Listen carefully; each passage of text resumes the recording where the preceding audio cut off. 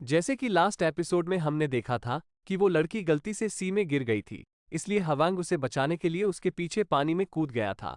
और बड़ी ही मेहनत के बाद हवांग किसी तरह उसे पानी के बाहर ले आता है, जिसमें वो दोनों लेडीज भी हवांग की मदद करती है वो लड़की को साइड में ले जाने के लिए। मगर वो लड़की को अभी भी होश नहीं आ रहा था, जिस वजह से वो लोग काफी टेंशन में होते हैं। मगर हमें तो पता ही है कि हवांग मेडिकल में इंटर्न कर रहा है। वो दोनों लेडीज को बताता है कि हमें इसे जल्दी से सीपीआर देना होगा, नहीं तो फिर इसकी कंडीशन काफी बिगड़ सकती है।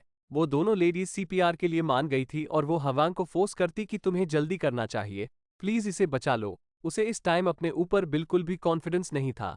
वो जैसे ही उस लड़की के क्लोज आता है उससे ज्यादा जल्दी से पीछे हो जाता है। वो उस लड़की के रेड प्लम्प लिप्स को देखकर भावनाओं में बह जाता है।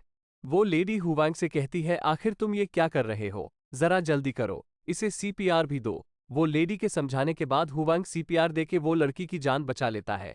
अब लड़की को होश आ चुका था, इसलिए वो तीनों उससे पूछते हैं, अब तुम्हें ठीक तो लग रहा है ना? जिस पर लड़की का रिएक्शन था, अग हम देखते हैं एक तरफ वो लेडी लड़की की जान बचाने के लिए हुवांग का थैंक यू करती है, और दूसरी तरफ सनबे उस लड़की की ठुकाई करती है और साथ ही उसे कहती है, अब तुम्हें इस तरीके से बार बार पानी में नहीं गिरना चाहिए। सनबे उसे बताती है, अगर ये लड़का उस टाइम वहां पर नहीं होता तो तुम अभी तक किंग ऑफ एंडरवर्ल्ड से मिल चुकी होती है। ये बात सुनकर वो अपने कानों पर भरोसा नहीं करती, इसलिए वो दोबारा से हुवांग से पूछती है, क्या तुमने सच में पानी में कूद के मेरी जान बचाई है? और उसे कंफर्म हो जाने के बाद वो फिर उसे जान बचाने के लिए थैंक यू बोलती है। हुवांग उससे कहता है, अगर तुम्हें फ्यूचर में कोई भी प्रॉब्लम होती है तो तुम हेल्थ सेंटर में आ जाना, मैं वहां तुम्हारा चेकअप कर दूंगा। और ये सुनने के बाद वहां साइड में जो दोनों लेडीज होती है वो हैरान हो जाती है। साथ ही में वो हुवांग से इम्प्रेस भी हो चुकी थी। वो दोनों लेडीज हुवांग के पास आती है और उसे कहती है, क्या तुम सच में डॉक्टर हो? तो हुवांग भी कंफर्म कर देता है। फिर सनबे में उसे बोलती है, that's why you so good at CPR. और साइड में वो लड़की को समझ नहीं आता कि ये सीपीआर की बात क्यों कर रहे हैं, इसलिए वो हुवांग की तरफ देखती है। मगर हुवांग उसे देखकर पूरा लाल हो चुका था। वो यहां से जल्दी से भाग के जाने की कोशिश करता है, मगर वो दोनों ओल्ड लेडीज उसे पकड़ लेती है और ये उसके लिए एकदम लीथल सिचुएशन हो गई थी। वो दोनों लेडीज कहती है, जब तक हम तुम्हें एज अ गिफ्ट सैशिमी नहीं देते तब तक तुम यहां से जा नहीं सकते। हुवांग उन्हें समझाने की कोशिश करता है कि आज मैं काफी बिजी हूँ, प्लीज क्या मुझे बाद में गिफ्ट दे सकते हैं।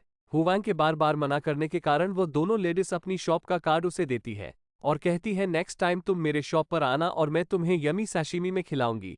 उसके बाद हुवांग उन्हें बाय बोलकर वहां से चला जाता है। मगर जाते हुए भी भाई का ध्यान उस लड़की के ऊपर ही था।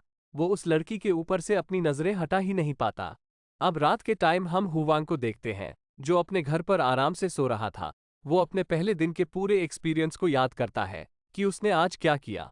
और इसी के साथ ये एपिसोड यहीं पर एंड होता है। तो मिलते हैं नेक्स्ट वीडियो में।